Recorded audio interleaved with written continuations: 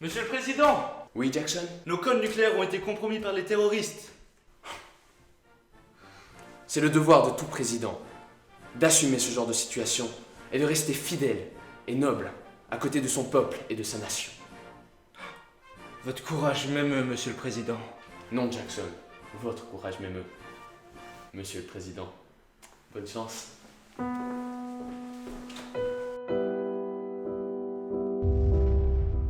Cette situation, et plusieurs autres tout aussi désagréables, pourraient survenir si nos données n'étaient pas protégées ou si nos techniques de cryptage devenaient obsolètes. Par ailleurs, avec l'arrivée d'Internet, énormément de nouvelles données sensibles doivent être protégées.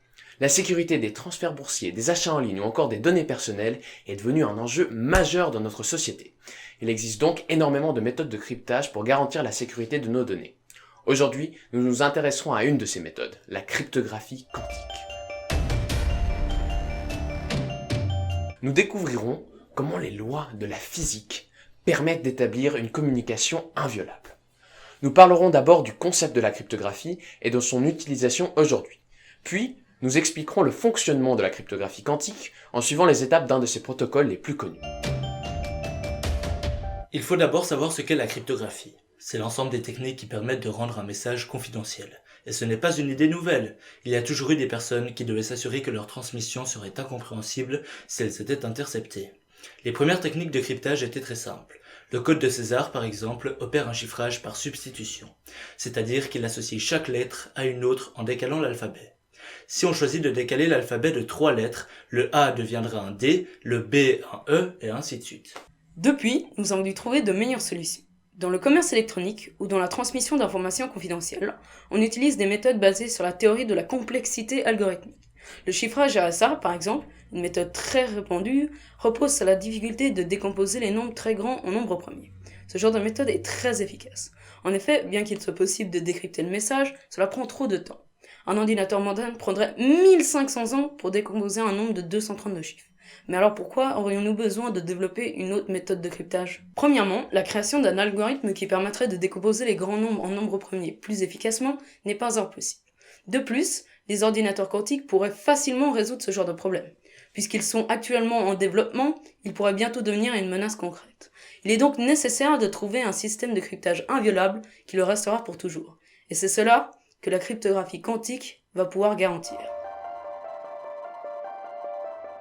Je vais maintenant vous présenter la méthode de cryptage que les lois de la physique vont pouvoir améliorer. Elle est connue de tous les amateurs de films d'espions. C'est le cryptage à clé secrète. Pour la faire fonctionner, l'expéditeur, que nous appellerons Alice, et le destinataire, qu'on appellera Bob, doivent s'échanger une clé secrète sans qu'un espion, qu'on appellera Eve, puisse y avoir accès. Mais qu'est-ce qu'une clé ? C'est la donnée qui permet de chiffrer ou déchiffrer le message.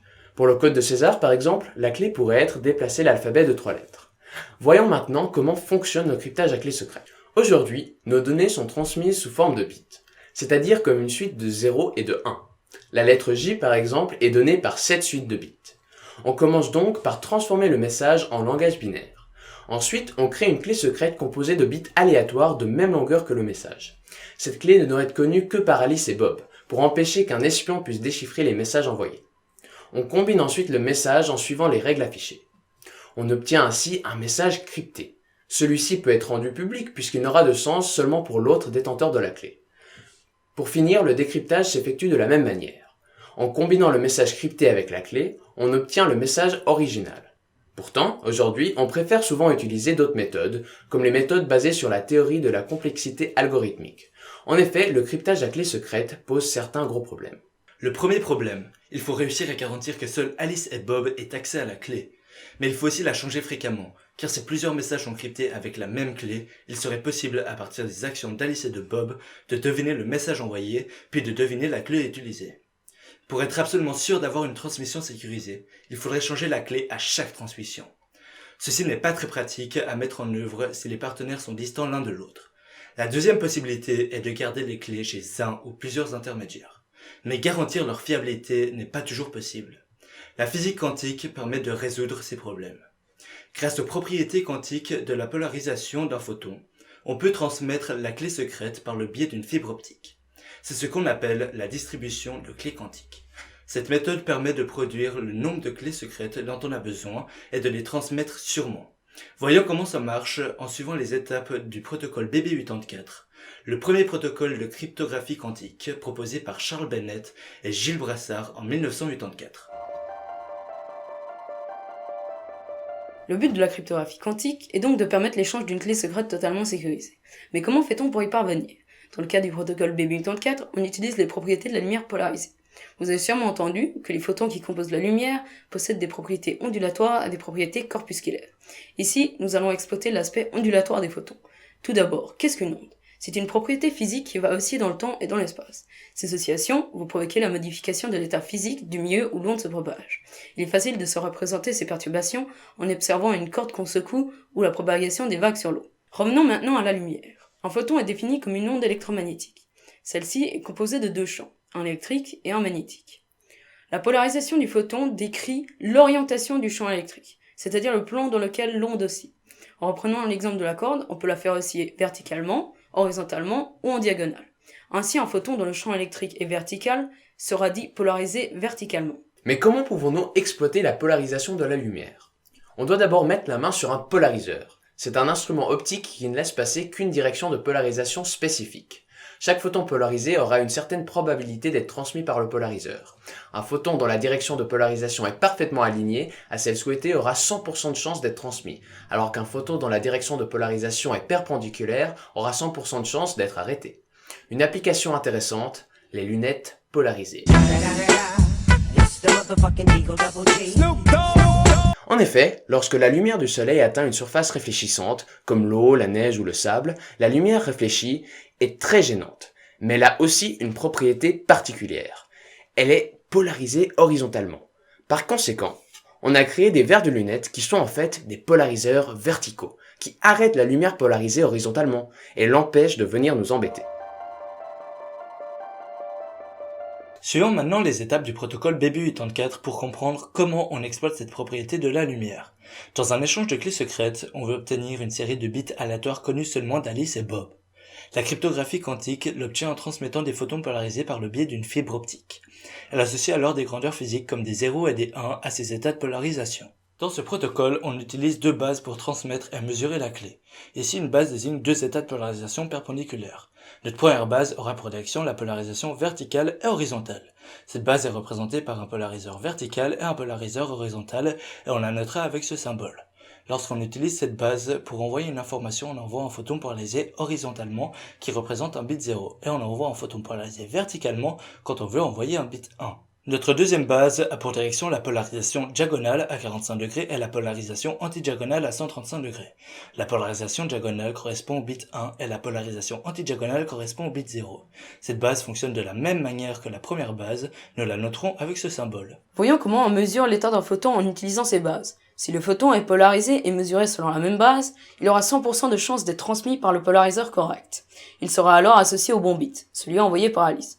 Facile jusque-là. Mais si le photon n'est pas polarisé et mesuré selon la même base, ça se complique. Le photon a alors une certaine probabilité d'être transmis par chaque polariseur.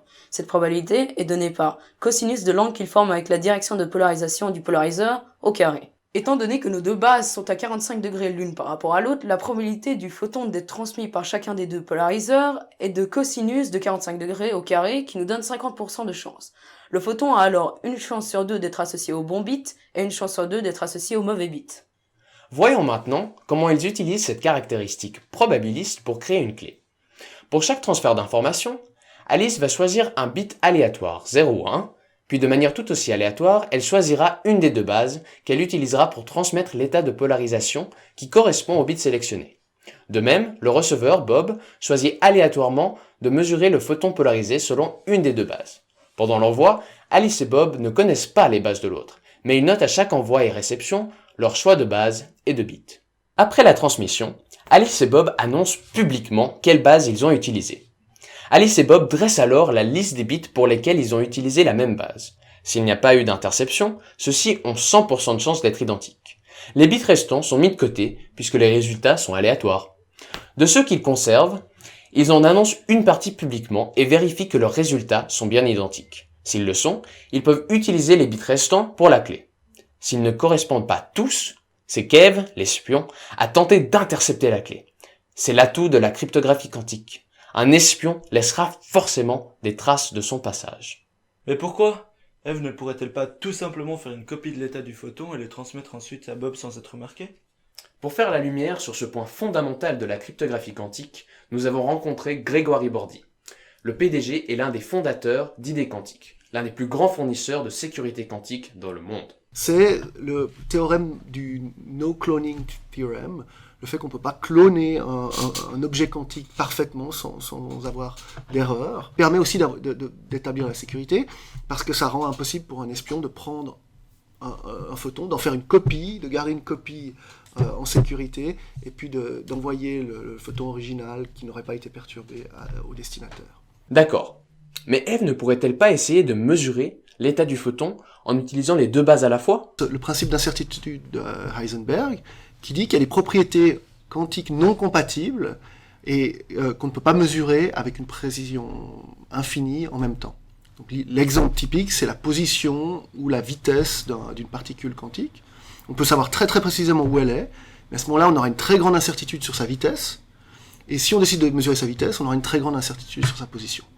Et ça, c'est contre-intuitif parce qu'en physique classique, vous pouvez mesurer la position et la vitesse d'une voiture, par exemple, qui est un objet classique, sans aucune limitation de précision. Ce principe d'incertitude s'applique aussi dans notre cas. Il est donc impossible pour Eve de déterminer l'état du photon selon les deux bases.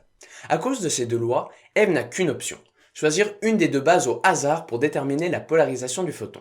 Étant donné qu'elle ne peut pas faire une copie du photon, elle ne possède que le résultat qu'elle-même a mesuré. Elle est alors obligée d'envoyer à Bob un photon polarisé dans l'état de polarisation qu'elle a mesuré. Or, cet état n'est pas forcément le bon si elle n'a pas choisi la même base qu'Alice.